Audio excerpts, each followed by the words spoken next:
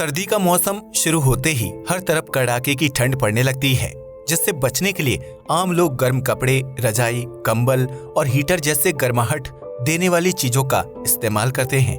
आमतौर पर सर्दी का सीजन 3 से 4 महीने के अंदर खत्म हो जाता है, लेकिन जरा सोचिए कि अगर यह ठंड का मौसम कई महीनों या सालों तक निरंतर चलता रहे तो क्या होगा। इस तरह की स्थिति को आमतौर पर हिमयुग यानी आइस एज के नाम से जाना जाता है, जिसकी दस्तक से धरती बर्फ के सफेद गोले में तब्दील हो जाती है। आखिर पृथ्वी पर क्यों आता है हिमयुग और इस दौरान धरती पर कैसे बचा रहता है जीवन? पृथ्वी पर क्यों आता है हिमयुग? पृथ्वी का इतिहास करोड़ों साल पुराना है, जिसमें हमारे ग्रह ने कई प्रकार के बदलावों का सामना किया है। इस दौरान कभी पृथ्वी पर लाखों साल तक उल्कापिंडों की बरसात होती रही, जिसकी वजह से ग्रह का तापमान आग की तरह बेहद गर्म हो गया था। उसी प्रकार एक समय ऐसा भी आया जब पृथ्वी का तापमान बेहद ठंडा हो गया था और हमारा ग्रह एक बर्फ के गोले में बदल गया था। ऐसे में सवाल खड़ा होता है कि आखिर पृथ्वी पर हिमयुग कैसे आता है, क्योंकि पृथ्वी का तापमान गर्म होने के पीछे वैज्ञानिक उल्कापिंड के टकराव और उससे निकलने वाली रेडिएशन को जिम्मेदार बताते हैं। ऐसे में वैज्ञानिकों ने कई सालों तक पृथ्वी पर हिमयुग क्यों आता है, इस सवाल का जवाब तलाश करने की कोशिश की। इस दौरान वैज्ञानिकों को पता चला कि पृथ्वी पर हिमयुग आता रहता है, जबकि सबसे आखिरी हिमयुग 25 लाख से 80,000 साल पहले शुरू हुआ था और आज से तकरीबन 11,000 साल पहले खत्म हुआ था।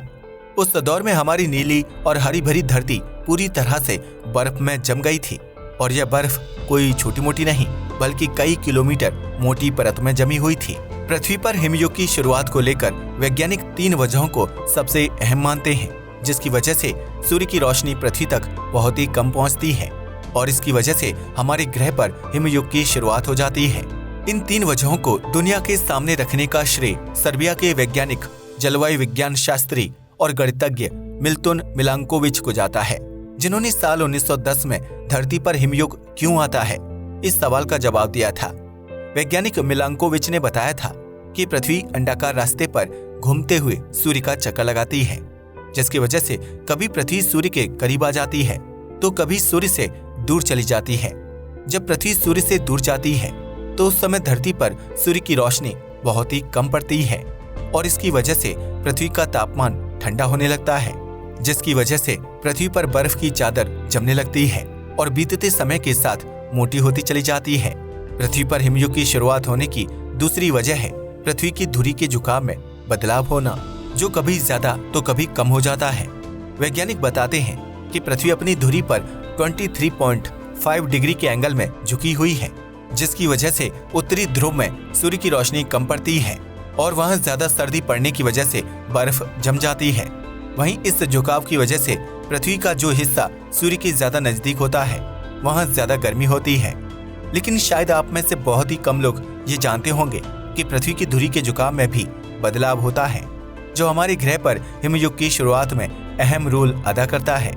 मिलांकोविच ने बताया कि हर 40,000 साल में पृथ्वी अपनी धुरी पर 22.1 से 24.5 डिग्री के एंगल में झुक जाती है, जिसकी वजह से पृथ्वी और सूर्य की दूरी में बदलाव आता है और हिमयुग की शुरुआत हो जाती है।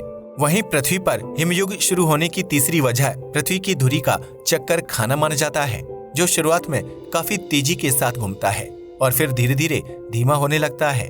इस प्रक्रिया को आप लट्टू घुमाने के खेल से समझ सकते हैं। जिस प्रकार लट्टू शुरुआत में बड़ी तेजी के साथ अपनी धुरी पर घूमता है और फिर धीरे धीरे स्लो होने के बाद चक्कर खाकर रुक जाता है, ठीक इसी प्रकार पृथ्वी अपनी धुरी पर गोल गोल घूमती रहती है, जिसकी गति में 26,000 साल में बदलाव होता रहता है और इसकी वजह से सूर्य और पृथ्वी की दूरी में बदलाव आ जाता है। इन तीनों की वजह से पृथ्वी की सूर्य से दूरी ज्यादा हो जाती है और इस वजह से पृथ्वी का तापमान ठंडा हो जाता है और हिमयुग की शुरुआत हो जाती है।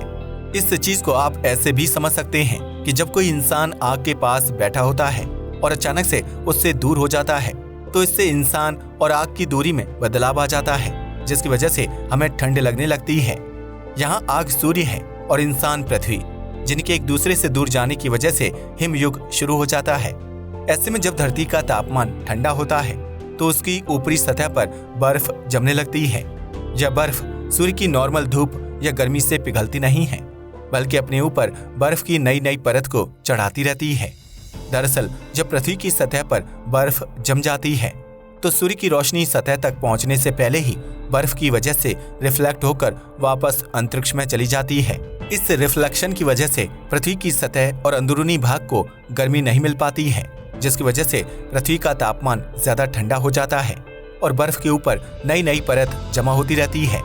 इतना ही नहीं, पृथ्वी पर बर्फ की परत जमने की वजह से ग्रीन हाउस गैसों का उत्सर्जन भी कम हो जाता है, जो आमतौर पर धरती के अंदरूनी भाग से बाहर निकलती है। इन ग्रीन हाउस गैसों में मुख्य रूप से कार्बन डाइऑक्साइड होती है, जो हमारे वायुमंडल में काफी ज्यादा मात्रा में मौजूद है और यह हमारी पृथ्वी को कंबल की तरह चारों तरफ से कवर करके रखती है। ऐसे में जब धरती का तापमान ठंडा हो जाता है और सतह पर बर्फ जमा होने लगती है तो पृथ्वी का कंबल पतला हो जाता है। जाहिर सी बात है कि जब कंबल पतला हो जाएगा तो पृथ्वी को ठंड लगेगी और इसकी वजह से बर्फ की परत मोटी होती रहती है। इस तरह पृथ्वी पर हिमयुग शुरू हो जाता है, जो बीतते वक्त के साथ अपने चरम पर पहुंच जाता है और उसकी वजह से हमारा नीला ग्रह सफेद बर्फ के गोले में तब्दील हो जाता है। पृथ्वी पर मिलते हैं हिमयुग के सबूत। हिमयुग के दौरान पृथ्वी के जमीनी भाग से लेकर समुद्र, नदियां और झरने सब कुछ बर्फ में तब्दील हो जाते हैं और अंतरिक्ष से देखने पर पृथ्वी एक स्नोबॉल की तरह नजर आती है। धरती पर हिमयुग के कई सबूत देखने को मिलते हैं, जिसमें पृथ्वी की सतह पर मौजूद निशानों को सबसे अहम सबूत माना जाता है। जब पृथ्वी की सतह पर बहुत मोटी बर्फ की परत जम जाती है तो उसकी वजह से जमीन पर वजन बढ़ जाता है और जमीन पर बर्फ की चट्टानों के गहरे निशान बन जाते हैं। इसके अलावा हिमयुग के दौरान बर्फ की नई नई परत विकसित होती रहती है, जिसकी वजह से पुरानी और नई परत के बीच हवा के कुछ बुलबुले कैद हो जाते हैं। ऐसे में बर्फ के अंदर मौजूद उन बुलबुलों को अध्ययन करके हिमयुग से जुड़ी सटीक जानकारी को प्राप्त किया जाता है, जबकि धरती पर अभी भी हिमयुग के दौरान विकसित हुए ग्लेशियर और बर्फ के पहाड़ देखने को मिलते हैं। इसके अलावा बर्फ के नीचे दफन विभिन्न जानवरों के अवशेष भी हिमयुग का अहम सबूत माने जाते हैं, जो हिमयुग की शुरुआत से पहले धरती पर निवास करते थे और धरती का तापमान ठंडा हो जाने की वजह से मर गए थे। इन जानवरों के अवशेष धरती के विभिन्न कोनों से आज भी प्राप्त होते रहते हैं, जिसमें से कुछ जानवरों के कंकाल बहुत ही बड़े हैं और इससे पता चलता है कि उस दौर में धरती पर विशालकाय शरीर वाले जीव निवास किया करते थे। अगला हिमयुग कब आएगा? अब आपके दिमाग में ये सवाल जरूर आ रहा होगा कि अगर पृथ्वी और सूर्य की दूरी की वजह से हिमयुग की शुरुआत होती है तो धरती पर अगला आइस एज कब आएगा?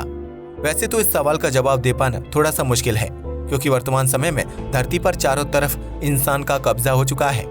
धरती पर आखिरी हिमयुग आज से तकरीबन 11,000 साल पहले खत्म हुआ था, जिसके बाद इंसानों ने खेती करना शुरू किया और हमारी आबादी में भी दिन ब दिन बढ़ोतरी होती चली गई। धरती पर इस ज्यादा आबादी का मतलब है ज्यादा कार्बन डाइऑक्साइड, जो धरती के लिए मोटे और गर्म कंबल की तरह काम करती है। इसके अलावा औद्योगिक क्षेत्रों में बढ़ोतरी और उनसे निकलने वाले धुएं और विभिन्न गैसों की वजह से भी धरती का तापमान गर्म रहता है। यह गर्मी इतनी ज्यादा है कि सालों से जमी बर्फ भी पिघल रही है और इसकी वजह से ग्लोबल वार्मिंग में बढ़ोतरी हो रही है। वैज्ञानिकों की माने तो धरती पर अगला हिमयुग काफी लंबे समय बाद आएगा, या ये भी संभव है कि भविष्य में धरती पर कभी हिमयुग की शुरुआत ही ना हो, क्योंकि अगर आज धरती और सूर्य की दूरी बढ़ जाती है तो भी पृथ्वी का तापमान अचानक से ठंडा नहीं होगा। ऐसा इसलिए होगा क्योंकि हम इंसानों के क्रियाकलापों की वजह से पृथ्वी का तापमान काफी गर्म हो चुका है, जिसकी वजह से धरती का दोबारा से बर्फ के गोले में तब्दील होना मुश्किल है। पृथ्वी पर बर्फ जमने और उसके पिघलने की प्रक्रिया कई सालों तक निरंतर चलती रहती है, जबकि इस दौरान धरती पर किसी प्रकार की तेज गतिविधियां नहीं होती हैं। लेकिन वर्तमान समय में हम इंसान इतनी तेजी के साथ भाग रहे हैं कि पूरी पृथ्वी पर बर्फ का जम पाना असंभव है। लिहाजा आपको बर्फ के जमने की नहीं बल्कि उसके पिघलने की चिंता करनी चाहिए। आज के लिए बस इतना ही। वीडियो पसंद आया हो तो इसे लाइक और शेयर करें। धन्यवाद।